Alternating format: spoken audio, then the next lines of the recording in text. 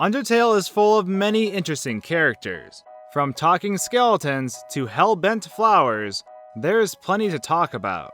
And while certain characters take the cake for being crowned the most mysterious, there is one in particular who is exempt from this rating system. Or rather, just simply plays by their own rules. And that is our mysterious little friend, the annoying dog. The annoying dog is quite the conundrum in the world of Undertale, and also outside the world of Undertale. While characters like Gaster, Kara, and the River Person are shrouded in mystery within the game, the annoying dog is able to leap these boundaries completely. Much like how Sans tends to hop around the world, the same goes for this strange white dog. He tends to pop up at the most random of moments and has a habit of ruining things comedically. But how is this possible? Obviously, based on what we're provided, we know that the annoying dog is the in-game representation of Toby Fox, the creator of Undertale. In the Steam Greenlight video for the game, we are told this right away. With that in mind, it would make sense that this character would have the power to alter reality and simply change things at will. The properties surrounding the annoying dog really don't have to check in with anything, and are sort of comparable to the weirdness of Bill's Cipher from Gravity Falls. The world, in some aspect, is like putty in their hands. Well, in this case, pause. We see this in many examples throughout the game too. Not only does the dog happen to pop up seemingly everywhere, but it also showcases traits that are just really bizarre. From taking the form of a bomb to just seemingly melting, it really leaves you scratching your head. In one particular scene in the waterfall, after opening the door to a sealed room, the main character stumbles upon an ancient artifact fixed on a pedestal. After trying to retrieve this object, the player is notified that they don't have enough room in their inventory because they have an extra item that they didn't have before. And that is the annoying dog. Upon dropping the dog, this furry little rascal floats up to the artifact and absorbs it, right before phasing through a nearby wall. This isn't the only time that this wall is phased through though. As in the Steam Greenlight trailer, we see in a joking context that the collision of the room wasn't set during the time the trailer was recorded. The annoying dog floating through the wall may just be a reference to this, but I personally believe it is just within the realm of what the dog is capable of. Anyways, after this ordeal, you're left with something pretty interesting in your inventory, and that is the dog Residue.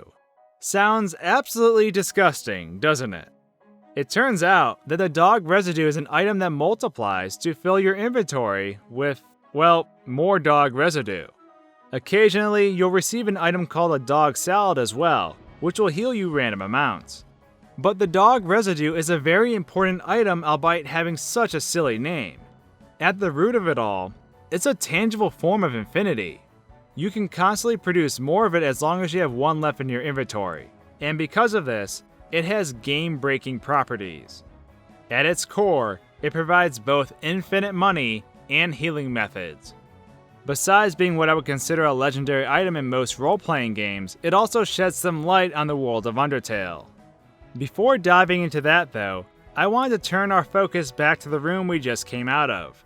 The funny thing is, we entered this room seeking whatever this legendary artifact was, and even though we think we lost out, in reality, we left with something even better. But I often wondered about this room and what the artifact on the pedestal really was. Was this some kind of powerful crystal? Perhaps some kind of instrument or focus that aided in casting magic. If we examine the dog Residue, occasionally we'll see flavor text that states the dog Residue is glowing crystals secreted by the dog. Again, that just sounds horribly disgusting. Anyways, it isn't clear if this is in reference to the specific crystal, as it could be something entirely different. Other flavor text mentions dirty dishes, jigsaw puzzles, and spider dog webs, whatever those are. However, in one of the calls with Undyne, it is implied that she may have been the one who found the artifact to begin with, and thus set the puzzle up. But if this is the case, why wouldn't she share the discovery with Asgore or Alphys if it had the potential to be something amazing? Or is this artifact something that isn't powerful at all?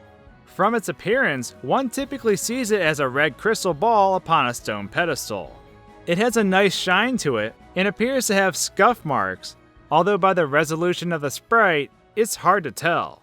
But with that in mind, what if this is just a red ball? That may sound silly, but at the same time, I wouldn't put it past Toby Fox. It would totally be appropriate for this just to be a ball, and this may explain why the dog absorbs it. While using the dog salad item, which can be spawned from the dog residue, you can often find both bones and tennis balls as part of the mix. It might be safe to assume that the annoying dog seeks out items as a dog would normally seek out, and typically gnaws on them or absorbs them outright. Going back to the phone call from before, Undyne mentioned that she'll have to find another mystic artifact now, which sort of makes the artifact seem not so legendary to begin with. Is it possible that she just found a ball floating in the garbage dump? It would be kind of funny if that is all it was. Ancient artifact aside, let's take a step back to the dog residue once again. If you clear the game on a true pacifist route, and manage to avoid being hit by all the Kickstarter backers in the credits, you'll be granted access to the mysterious room outside of Snowden. Within this room, you'll find the core of Undertale. Not the Hotland core, but the absolute center of where the Undertale universe begins and ends. It is where the annoying dog resides, and also where the game was apparently created. Around the room, you'll find various objects, from a computer, to a rope, to another annoying dog. If you talk to the annoying dog in the center of the room, you'll find that he is sleeping on a piece of fabric that has holes in it. In the latest patch for the game, it also mentions that the holes in the fabric are growing. I think by the way the word patch is put in quotes, one can assume that this is a direct reference to the game itself. Perhaps there are many inconsistencies in the world of Undertale that Toby has yet to address through patching the game, and that this cloth is a symbol of that. It's almost as if this dog is simply laying upon the fabric of time itself. If you think about it, this dog has control over everything. From within this room, the entire game may have been created. By messing with the second dog in the room, we realize that the dog residue actually looks like a deflated dog.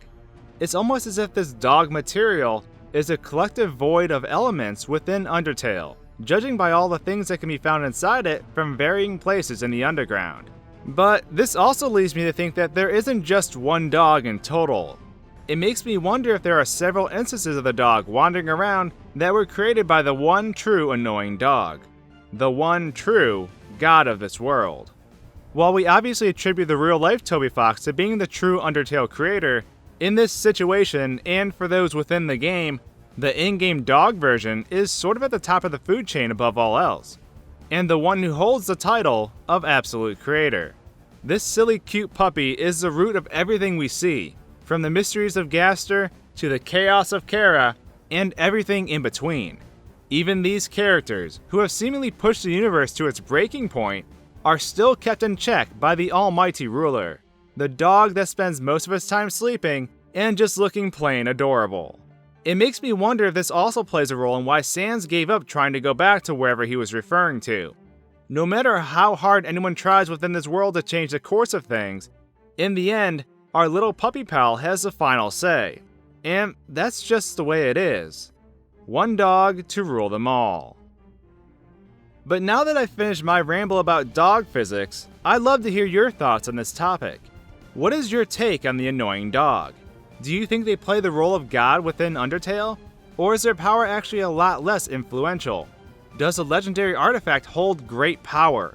Or was it simply just a red ball? And lastly, and most importantly, is Sans a brother from a different mother?